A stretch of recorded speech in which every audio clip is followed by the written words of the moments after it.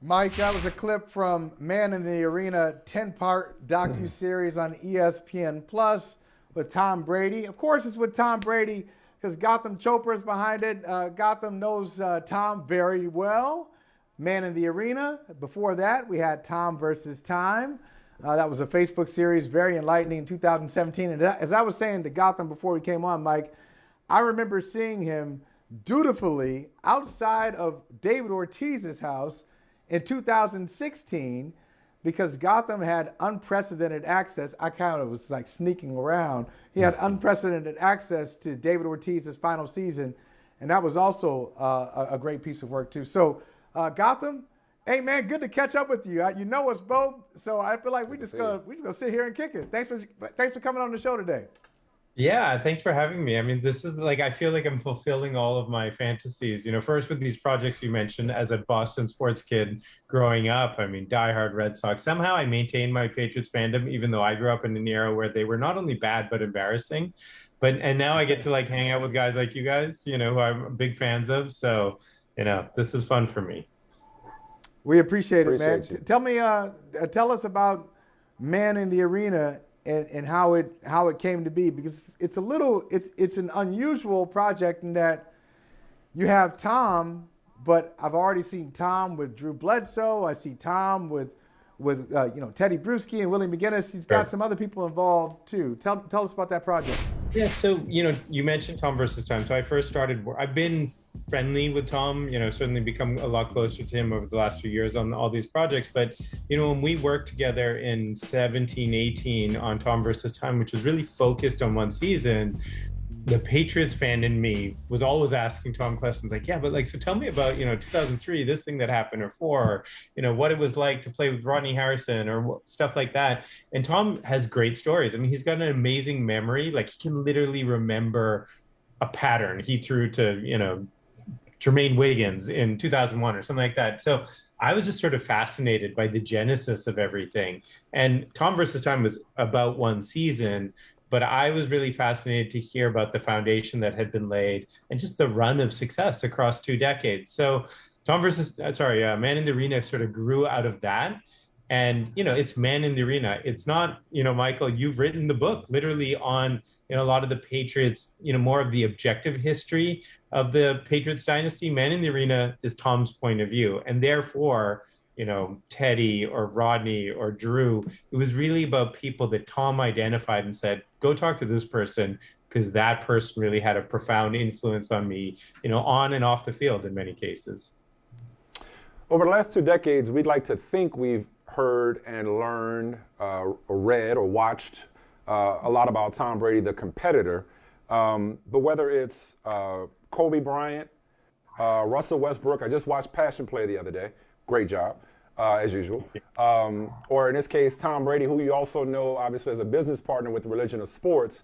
But specifically Brady, but really all of them. I love to know what Tom is like as a collaborator, as a creative, as a business partner. We're learning through your project what he's like as a competitor and as a quarterback. But what's he like behind the scenes? Is he as meticulous and hands-on, and invested in his storytelling as he is the substance of his story, which is quarterback play?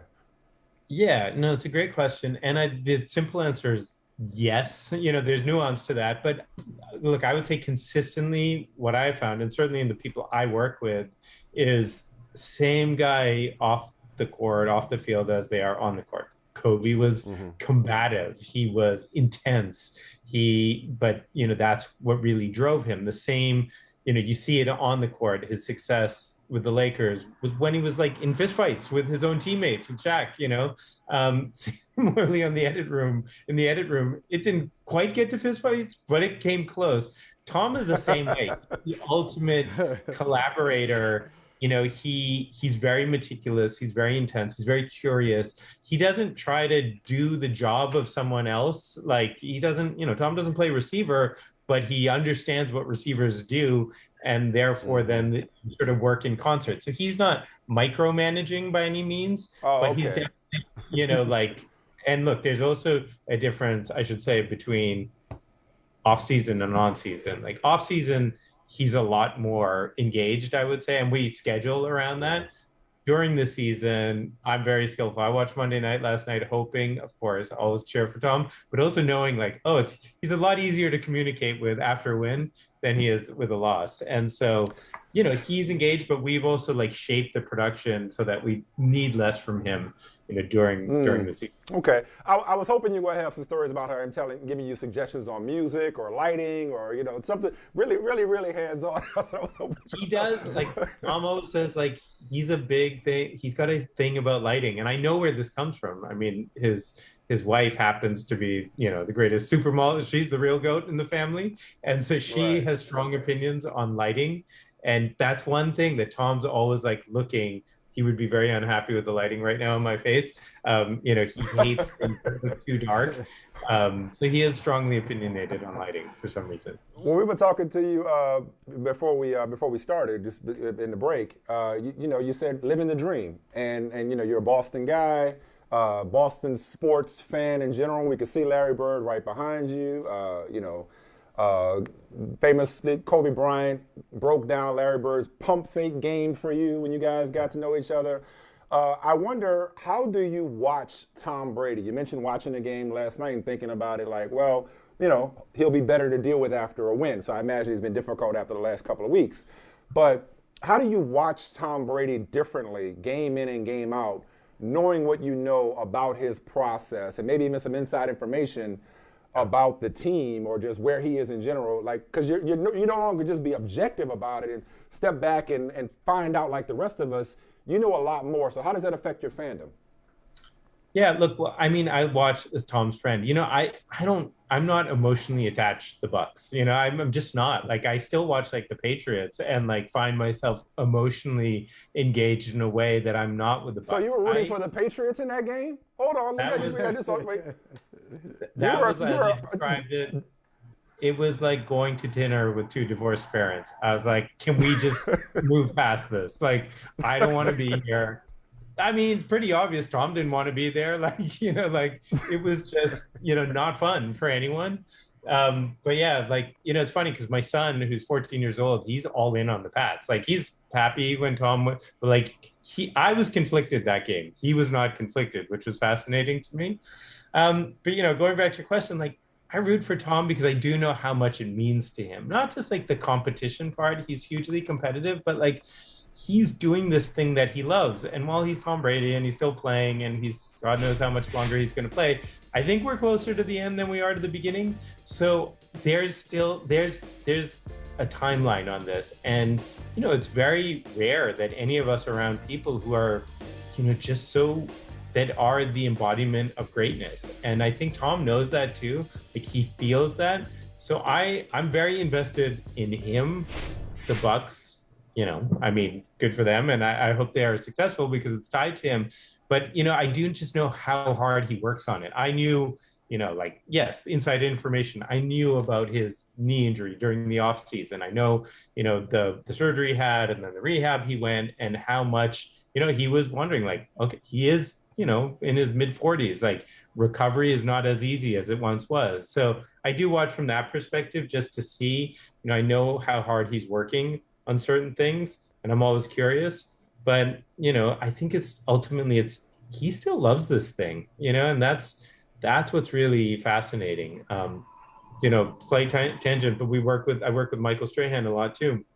And Michael always says at the end of his career, older athletes in general, and I've seen this with a lot of guys I work with, physically they sort of figure it out. And Tom's the ultimate, right? Like with his pliability and his hydration and his diet and his sleep, he sort of figured out what he needs to do to be on the field. It's mentally and emotionally. And Strahan always says it's like you get to the end of your career and what really starts to happen is like, do I still want to do it? Do I still want to put in the work? Can I mentally still do it during the off season? And at some point you start to realize you don't, and that's when you walk away. Tom still has that fire in him. He's still like in the middle of April, in the middle of Costa Rica, like wants to go and do a throwing session. And it's just like, man, this guy just still has it. And that's, to me, what is really incredible. Another guy at Gotham who had a connection to Boston, Terry Francona, manager of the Red Sox. And we know before he managed the Red Sox, long before he managed the Red Sox, he managed Michael Jordan. And I remember him talking about these trips with Michael Jordan on the bus, minor league towns. Jordan would say, yeah, I can get my 32 in the NBA. It's really just 8 a quarter, 8 points a quarter. Eight. That's it. Yeah. Yeah, I mean, I just get my 32 points. And Francona would look at him like, yeah, okay, that's easy to say, but you can actually do it. With Tom, do you think he's at the point where he says, okay, I can see the game so well that I know I can go out and get 250 yards, 300 yards, 3,000 yards again for like the 19th time, NFL record. Do you hear him and see him approaching the game in that way?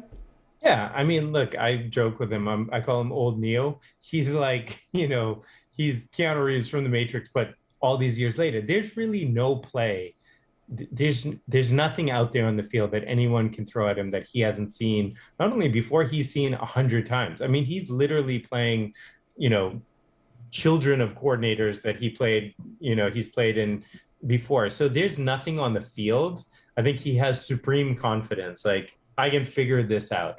And I may not figure it out in the first quarter. By the third, fourth quarter, I will figure it out.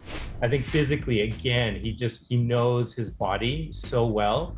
It's that emotional piece that it's, navigating the culture inside the locker room, like now a new culture in Tampa. He's got 3 kids. He's got a wife who's like as prolific as he is, who's ambitious and doing other stuff.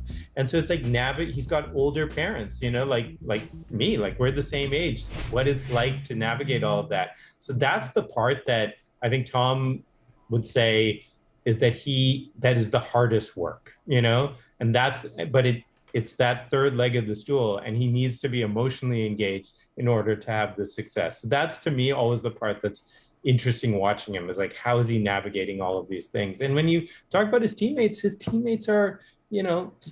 are, closer to his son Jack's age, by a lot, than they are to his. And that's the world he's now kind of navigating in the locker room. And it seems to have fueled this. I mean, I was getting way ahead of myself, and I'm sure Tom will roll his eyes, but I predicted another dynasty in Tampa. And you said earlier about his fire, which is more like a raging inferno, and you see it last night when he gets the first down and gets up and does his trademark first down signal.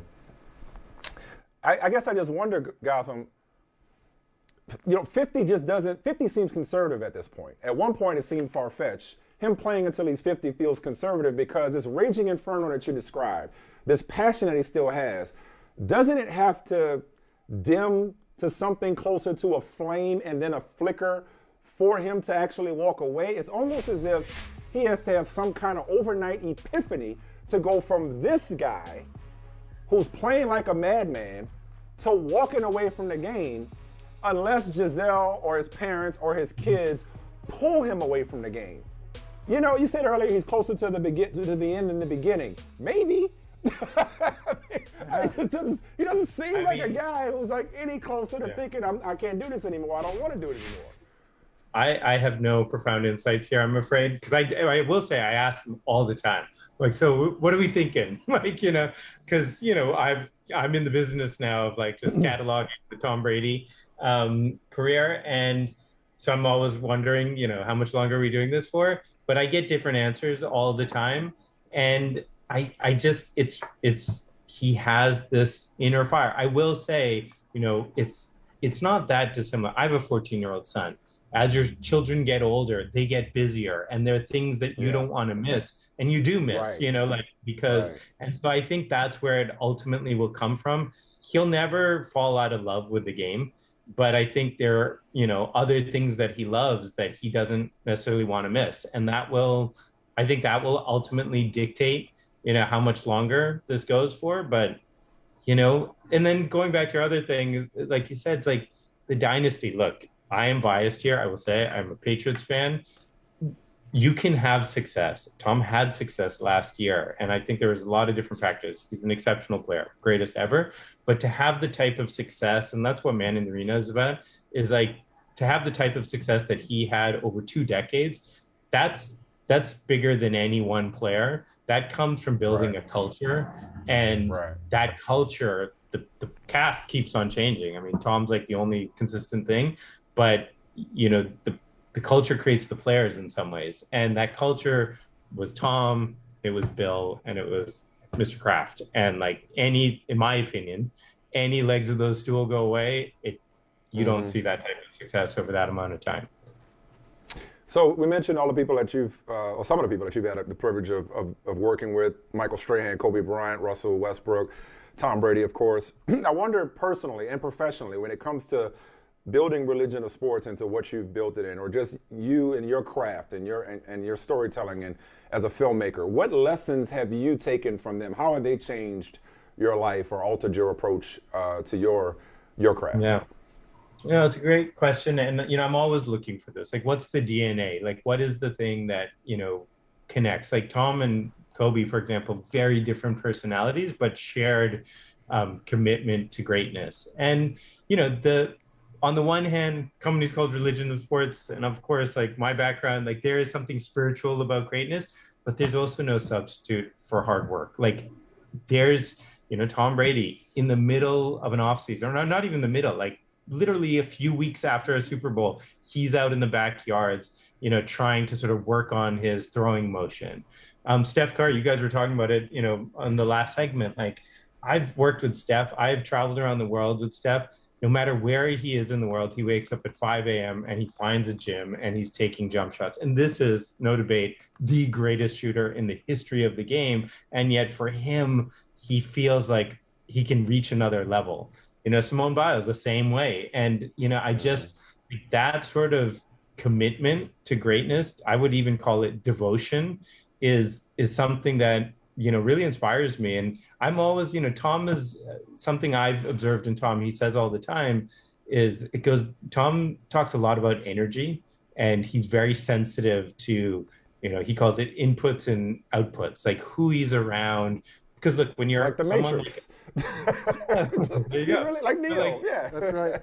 when you're That's right. someone at that level, like whatever room you walk into, somebody wants something from you. Like they're taking energy from you. And so Tom he's very conscious of that. And he talks about inputs and outputs and how he's very conscious about how outputting energy. And I'm always to myself thinking, man, like, why don't I do that? Like, I need to do more of that. I need to be more conscious of the choices that I make, where I am, who I'm around, because it does take a lot, and you guys know this, like to do something at the best of your abilities, it takes all of you. So if you're kind of like pulled in so many different directions, you see a diminishing quality. So yeah, I look, there's no version of me. I mean, I love playing Sunday pickup, but I will never be Steph Curry or Kobe Bryant. Right. But there is part of me, like with those guys, that I'm always observing and trying to say, what can I take? Not for my basketball game, but what can I take, like my life, Yeah.